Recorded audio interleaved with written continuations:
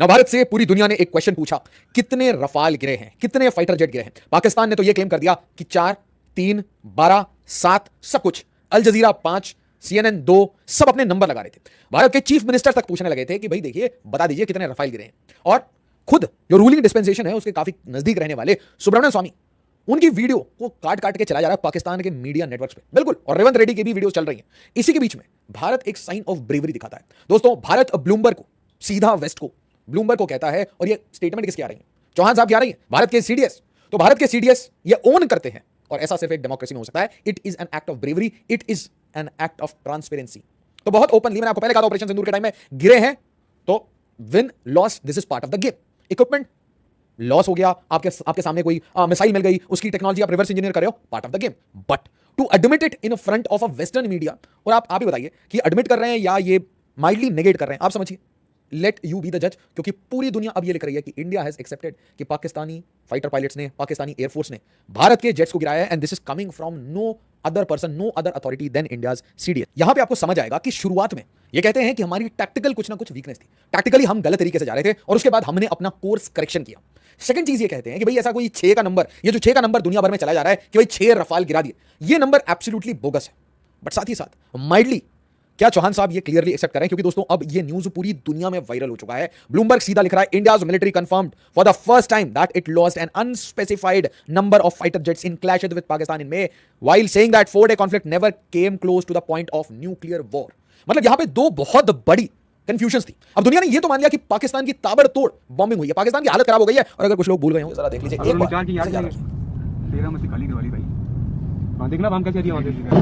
ये प्रधानमंत्री रात में दिन योजना, प्रधानमंत्री सूर्योदय योजना, ये बहुत अच्छे से पाकिस्तान में एग्जीक्यूट हुआ है across the length and breadth of India. But आपको इस स्टेटमेंट के साथ साथ पैरेलली 2-3 क्वेश्चंस को समझना पड़ेगा। सबसे पहला क्वेश्चन है कि इंडियन एयरफोर्स के चीफ वो एक बात कह रहे थे कि भाई देखिए हमें टेक्नोलॉजिकली आगे बढ़ना है, प्राइवेट सेक्टर को सामने आना है, हमें फाइटर जेट्स चाहिए, हम इतने स्लो मैकेनिज्म से नहीं चल सकते। साथ ही साथ हमारे पास 7th जनरेशन के फाइटर पायलट्स हो, बट हमारी जो इक्विपमेंट्स है उसे हमें अपग्रेड करना पड़ेगा। तीसरा क्वेश्चन जो आज भारत के लिए बहुत इंपॉर्टेंट, और ये स्ट्रेटेजिक सर्कल्स में इसके ऊपर डिस्कशन होगी, क्योंकि एक डेमोक्रेसी है, फ्री स्पीच है यहाँ पे।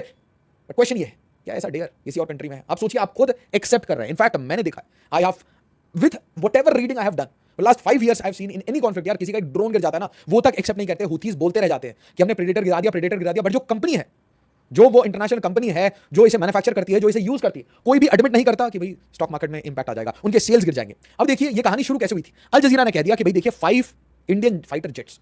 तो यहां पे चौहान साहब ये कहते हैं कि शुरुआत में हमारी टैक्टिकल मिस्टेक्स थी, उसको हमने सीखा, एंड आपको पता है रिजल्टेंट क्या है, स्कैल्प और ब्रह्मोस पड़े हैं, बिल्कुल गच्चे उड़ गए इनके एयरबेसेस के। एक एयरबेस हो तो मैं बताऊं। अब यहां देखिए कैसे प्रेशर बन रहा था इसके ऊपर, और ये अचानक से पॉलिटिकल बन सकता था, ये काफी सेंसिटिव इशू बन सकता था। क्यों? चौहान साहब ने कहीं ना कहीं इसके ऊपर पानी डाल दिया। तो ये क्वेश्चन था कि भाई देखिए Revanth Reddy asked PM Modi how many Rafale shot down. साथ ही साथ बीजेपी लीडर, अब ये इनकी वीडियोस वायरल हो रही थी, देखिए दुनिया न्यूज मतलब पाकिस्तान में वायरल हो रहा था। BJP leader Swamy admits Pakistan shot down 5 Indian jets.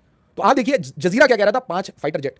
Revanth Reddy पूछ रहे थे कितने फाइटर जेट। सुब्रमण्यम स्वामी की वीडियोस ये चला चला के काट पीट के ये बता रहे थे कि 5 फाइटर जेट। अब यहां पे ये क्या कहते हैं कि इनिशियली हमारे जो टैक्टिकल मिस्टेक्स थे वो थे, बट एक चीज बिल्कुल क्लियरली अंडरलाइन कर देते हैं। प्राइम मिनिस्टर ने एक सेंटेंस बोला, वो याद रखिए, उन्होंने कहा कि भाई देखिए न्यूक्लियर ब्लफ नहीं चलेगा, नूर खान एयरबेस में घुस के मारेंगे और हमारे सोल्जर्स नहीं जाएंगे, ऊपर से आएगा पर गच्चे उड़ जाएंगे।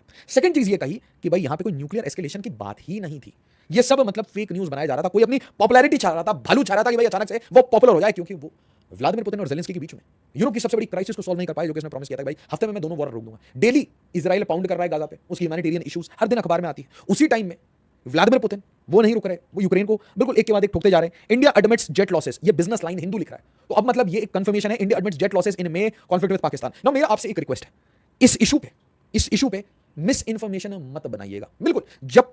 जब तक आपको बिल्कुल वेरीफाइड, मतलब डायरेक्टली फ्रॉम गवर्नमेंट ये बात ना हो। पाकिस्तान के कितने भी एयरबेसेस और ये सब आपको करना वो करिए, बट भारत के ऊपर मत करिएगा। Pakistan shot down 6 Indian jets including 4 French made Rafale.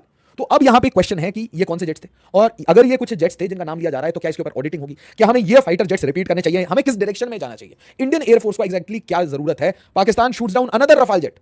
Eurasian times कह रहा है, पीएम शरीफ नाउ सेज इंडिया लॉस्ट 4। तो कभी 3, कभी 2, कभी 4, कभी 5, कभी 6, और इनके कुछ फाइटर पायलट्स हैं, उनकी तो वीडियो वायरल हो चुकी है, उन्होंने 1 दर्जन रफाल तक गिरा दिया हमारे। तो ये मिस इंफॉर्मेशन को फाइट करना जरूरी है। फर्स्ट पोस्ट यहां लिख रहा है कि हमने एग्जैक्ट नंबर नहीं बताया। I don't know why we are not telling the exact number, ठीक है? At some point of time there must be some reason. आप समझिए, at some point of time we will come out with a lot of evidence, a lot of videos, a lot of stuff that we have already captured. और साथ ही साथ आप ये याद रखिए कि चाइनीज मिसाइल्स हमारे पास हैं, हमारे पास ये जितने तुर्किश ड्रोन्स हैं वो हैं, चाइनीज ड्रोन्स हैं, एयर डिफेंस सिस्टम हमने हिट किया है। तो there is a lot of to and fro that is going on, और इसीलिए बहुत सारी चीजें शैडो में रह जाएंगी। बट यहां पे सबसे बड़ा क्वेश्चन जो आज पूरी दुनिया को पाकिस्तान से पूछना चाहिए, और यहां पे देखिए बड़े पावर्स है, very frankly, very big powers and their very big weapons. एक चाइना है, चाइना का JF-17 थंडर है, और चाइना पूरी दुनिया में यह कह रहा है कि उसके जो J-10s हैं उसने रफाल को गिराया, J-10s ने रफाल को गिराया है, और इसीलिए आप J-10 खरीदिए। दूसरी क्वेश्चन कि भाई ये चाइनीज JF-17 थंडर क्या ये हैंगर में बैठे बैठे दे हैव बीन एलिमिनेटेड? और उससे भी बड़ा, ये जो IMF का बेल आउट देने वाली कंट्री है, इसके क्या जेट्स गिरे हैं? उसके साथ ये जो 130J वाली कहानी है, क्योंकि अगर सिर्फ इन लॉसेस को आप कैलकुलेट कर लोगे तो ये लगभग $1.5 बिलियन का सिर्फ एसेट का लॉस है, बड़ा बड़ा एसेट लॉस हुआ है। अवाक्स को 300 किलोमीटर के अंदर शूट डाउन कर दिया। और हाँ दोस्तों, ये कहानी मत भूलिएगा, ये कहानी को आप बिल्कुल इसको ध्यान से देखिए, क्या कहानी चल रही थी यहाँ पे। नूर खान, मुरीद, सरगोदा, गुजरावाला, रफीकी, जैकोबाबाद, सुकुर, मलीर कैंट कराची, बुलारी, रहीम यार खान, चुनियान, लाहौर, पुरूर, कहीं पे भी इनको नहीं छोड़ा। जो मिलिट्री टारगेट्स हैं वो जब आप हिट करना शुरू करते हो, that means you are going at a next level. और याद रखिए, इसके साथ साथ जो वार्निंग आई थी बहुत ही, आपकी समुद्री सीमाओं की सुरक्षा आपके मजबूत हाथों में है, तब तक भारत को कोई तिरछी निगाहों से नहीं देख सकता, ऐसा मेरा पक्का विश्वास है। Massive warnings. नाउ इसके साथ we have to look within also. Strategic shift beyond US, India seeks new allies for next generation fighter jets. सबसे बड़ा क्वेश्चन आज भारत को आंसर करना है। फोर्थ का क्या होगा, 4.5 का क्या होगा, फिफ्थ का क्या होगा, सिक्स्थ का क्या होगा, इंजन कौन बनाएगा, डोमेस्टिक प्रोडक्शन कैसे होगी, कैसे भारत की कंपनीज, और इसके ऊपर मैंने एक डेडिकेटेड वीडियो लेके आया हूं, उसे जरूर देखिएगा कि कैसे भारत की कंपनीज क्या वो टेक्नोलॉजी खरीद सकती हैं, किन कंट्रीज पर हम डिपेंड कर सकते हैं, क्या हमें रफाल का सोर्स कोड मिल रहा है। A lot of questioning to and fro has to go. Now ये याद रखिए कि जिस तरीके से लीथल एजाइल हमने इंडियन नेवी को बना रखा है, एक हमने ब्लू वाटर नेवी बना रखी है, आप याद रखिए एयर पावर के बिना पूरा काम नहीं होगा। And today Indian Air Force needs the cutting edge, the most cutting edge weapons, including 5th generation fighter jet. This is not a zero sum game कि आपके पास 4.5 रफाल 200 है तो आपने दूसरा नहीं लिया, आपने 6th नहीं बनाया, आपने 5th नहीं बनाया, आपने fighter jet. You have to now go with all of government approach, all of private sector approach, all of startup approach कि भाई सब कुछ चाहिए। Buy it, do whatever reverse engineering you can, do whatever espionage you can, but get the work done.